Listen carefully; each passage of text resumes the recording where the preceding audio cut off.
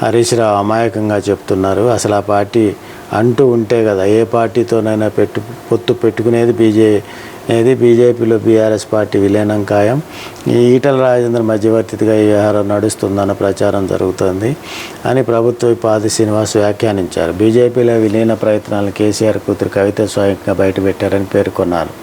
Party క్యాడర్ను మభ్యపెట్టేందుకు ఏ పార్టీతోనూ పొత్తు పెట్టుకోమంటూ హరీష్ రావు మాట్లాడుతున్నారు.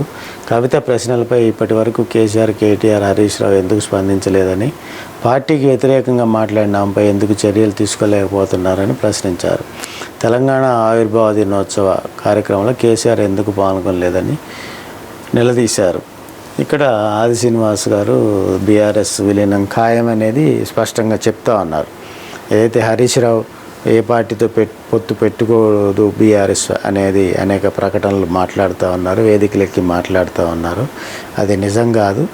ఏ పార్టీతోటైనా పొత్తు పెట్టుకోవడం కానీ బీఆర్ఎస్ పార్టీ వెళ్ళి బీజేపీలో విలీనం అయ్యేది మాత్రం పక్కా.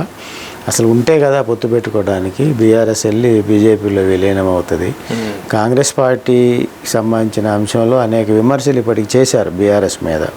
అదేవిధంగా సొంత కూతురే దీని మీద విమర్శలు చేశారు. వాటి మీద ఇప్పటిదాకా సమాధానం చెప్పలేదు. అదేవిధంగా అనేక విమర్శలు చేసిన కవిత మీద ఎందుకు చర్యలు తీసుకోలేకపోయారు.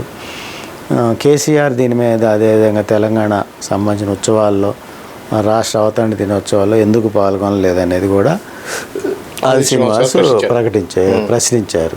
ఇది టోటల్గా